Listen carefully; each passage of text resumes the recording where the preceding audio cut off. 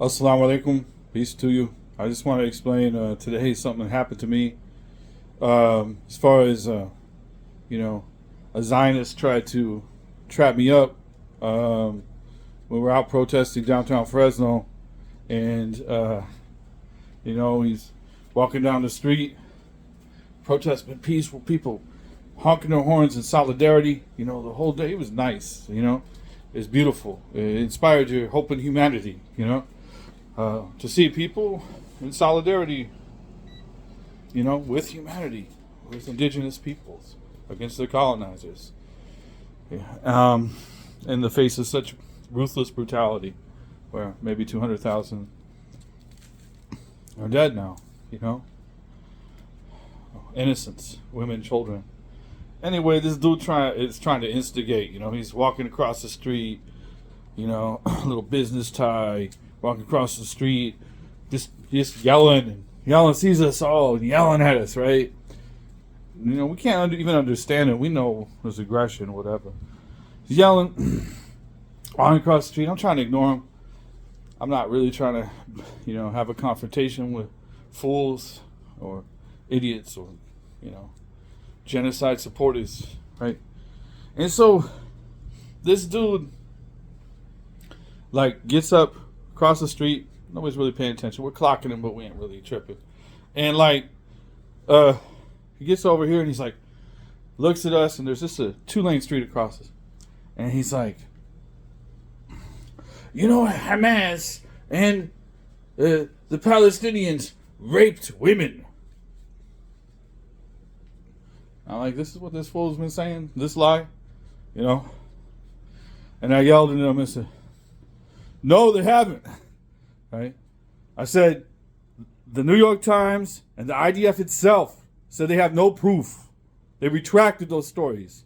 On the other hand, and I start walking across the street, so I want to have a discussion, right?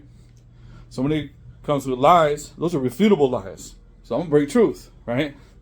And so, across the street, I'm loud because it makes me mad. A year of genocide of people who, indigenous people I've known for decades, people who look like my own children closely, right?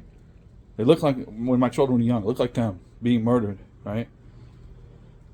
People I love, and the lies against them, it's just hard. We've been watching this genocide for how long? So, across the street, and I go, look, I'm like, no, they haven't. I said, look, the Israelis have been raping people. They've been raping prisoners, right? And then they broke out. Those who raped, those people who had actually gang raped prisoners, Palestinian prisoners, they were broken out. And they become national celebrities in Israel, right? And they used to wear balaclavas over their face when they went on TV. Now they don't. The guys are just out there, and they're national heroes. They're celebrated on their talk shows and their news.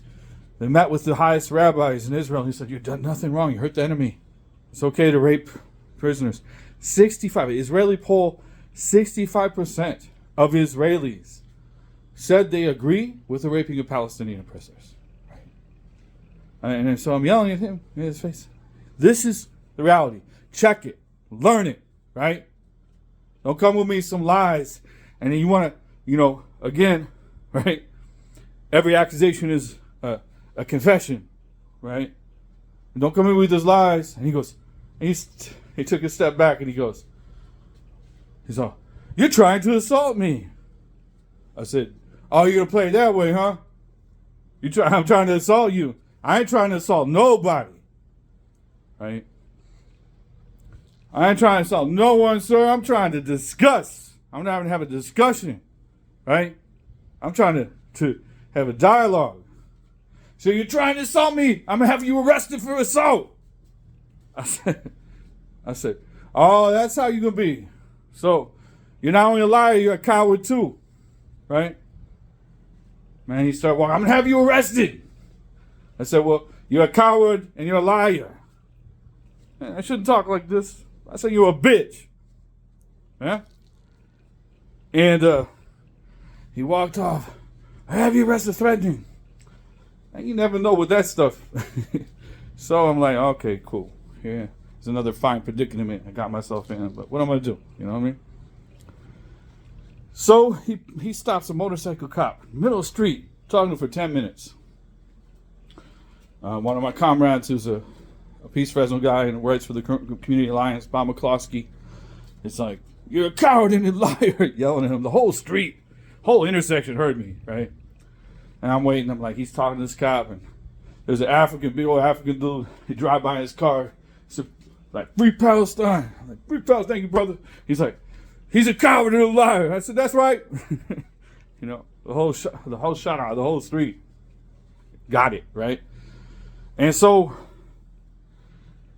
eventually he leaves, and the cop, you know, comes up to me. Big old cop, 6'4", glasses, sunglasses, and his helmet on.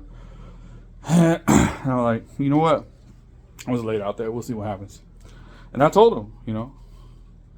He's like, well, what happened? You know, I said, look, man, he was walking across the street, face red, teeth bared, talking like a crazy man. Couldn't even understand what he's saying, right?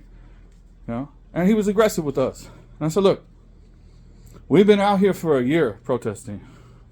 And, you know, there are women who've been hit, attacked, hijabi sisters who've been attacked, threatened against women and children. There are, you know, there was somebody who pulled a gun on us, right? I wasn't there. I came right after, but my son was.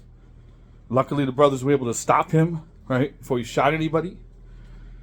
And he got, you know, put in jail, whatever. You know, and there's been a lot of this. There's violence. And they had asked me to be there just in case something, you know, to be protective if something popped off. And I'm trying to watch out. I'm not trying to be involved with nothing. I got nothing to prove with that, you know. And I just explained it to him, man. And he ended up on my side. He also, at the end, kind of, because I'm going to be real. You can disagree with me. We can talk.